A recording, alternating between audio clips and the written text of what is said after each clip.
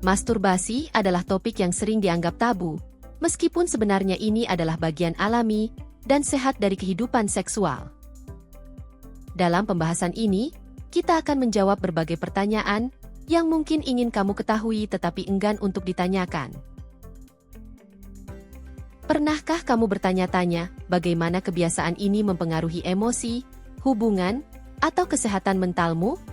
Mengapa terkadang muncul rasa bersalah meskipun dilakukan secara pribadi? Baik kamu lajang, punya pasangan, atau hanya ingin tahu, kita akan mengupas manfaat psikologis masturbasi serta tantangan yang mungkin muncul. Mari kita bahas topik ini dengan santai dan terbuka.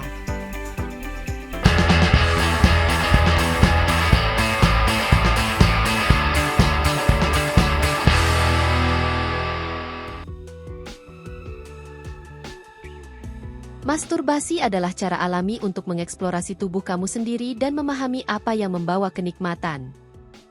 Dengan menyentuh, meraba, atau menggunakan alat bantu, kamu dapat menciptakan pengalaman yang sepenuhnya personal dan intim.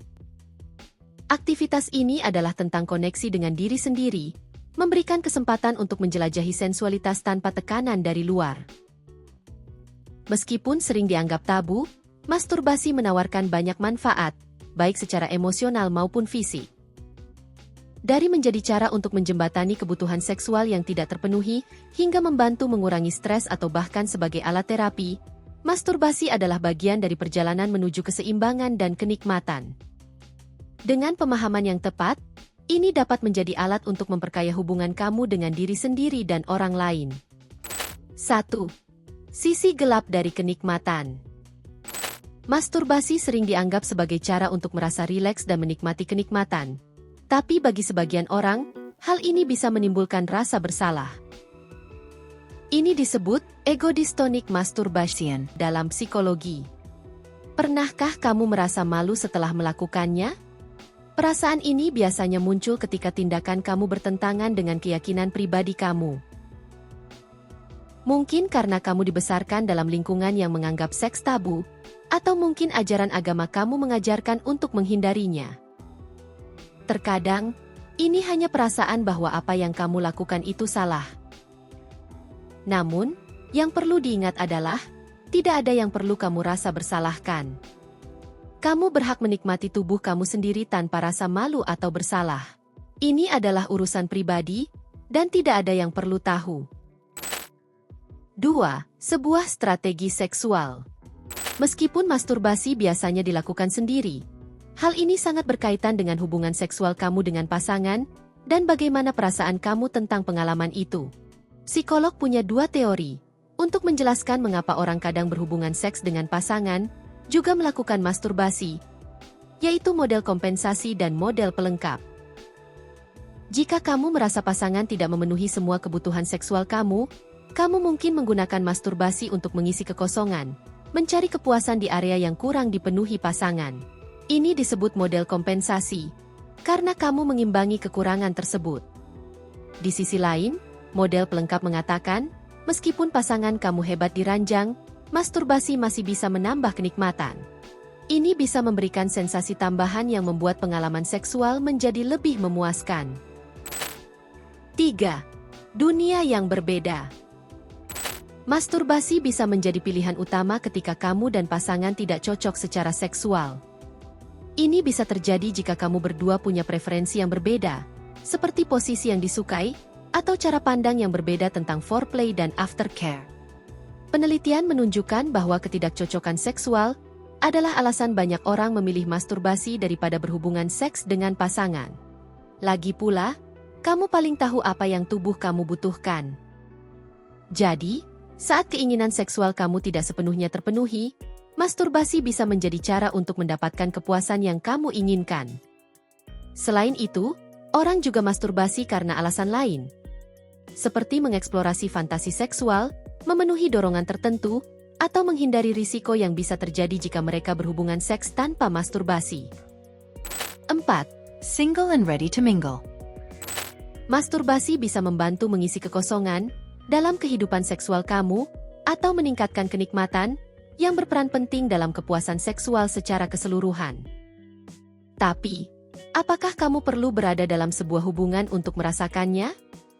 Penelitian menunjukkan bahwa orang lajang mungkin justru mendapatkan lebih banyak manfaat dari masturbasi dibandingkan yang sudah mempunyai pasangan.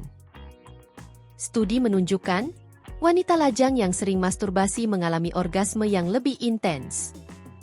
Wanita biasanya melakukannya 2 hingga 3 kali seminggu. Pria lajang yang sering masturbasi juga melaporkan ereksi yang lebih baik, dan mereka yang ejakulasi sekitar 21 kali per bulan atau lebih, punya risiko lebih rendah terkena kanker prostat. Jadi, meskipun kamu sendirian, kamu tetap bisa menikmati kehidupan seksual yang memuaskan dan mendapatkan manfaat kesehatan. Terkadang, ini hanya tentang menikmati waktu dengan diri sendiri. 5. Mencari pelarian saat krisis. Selain mempengaruhi emosi, hubungan, dan kenikmatan seksual, masturbasi juga bisa menjadi cara yang efektif untuk mengurangi stres. Masturbasi membantu melepaskan tekanan sehari-hari dan bisa menjadi cara untuk mengatasi stres di masa sulit. Contohnya, penelitian selama pandemi COVID-19 menunjukkan banyak orang beralih ke masturbasi untuk mengatasi kecemasan dan stres selama lockdown. Dari lebih dari 2.000 peserta, 17,7% menggunakan perilaku seksual untuk mengurangi stres, dan masturbasi adalah yang paling sering dilakukan. Selain mengurangi stres, masturbasi juga bisa meredakan rasa sakit dan melepaskan hormon yang membuat kamu merasa bahagia. 6. Alat dalam terapi. Masturbasi kini diakui sebagai alat yang berguna dalam terapi seksual. Terapi seks mungkin menyarankan masturbasi untuk masalah seperti gangguan hasrat seksual rendah, yaitu kurangnya minat atau keinginan untuk berhubungan seks. Masturbasi bisa membantu dengan memberi kesempatan untuk mengeksplorasi apa yang menyenangkan, tanpa tekanan untuk menyenangkan pasangan. Hal ini dapat mengurangi kecemasan tentang seks, dan mengubah perasaan negatif menjadi pengalaman yang lebih santai dan positif. Bagi yang memiliki hasrat seksual rendah, masturbasi bisa menjadi cara lembut untuk terhubung kembali dengan kenikmatan seksual dan meningkatkan minat pada seks dengan pasangan. Selain itu, banyak pendidik seks juga mendorong masturbasi sebagai cara untuk mengenal tubuh sendiri. Dengan mengetahui apa yang menyenangkan dan tidak, kamu bisa meningkatkan pengalaman pribadi dan komunikasi dengan pasangan. Setelah kamu tahu apa yang Anda sukai, lebih mudah mengungkapkan keinginan dan preferensi yang bisa membuat hubungan seksual lebih memuaskan.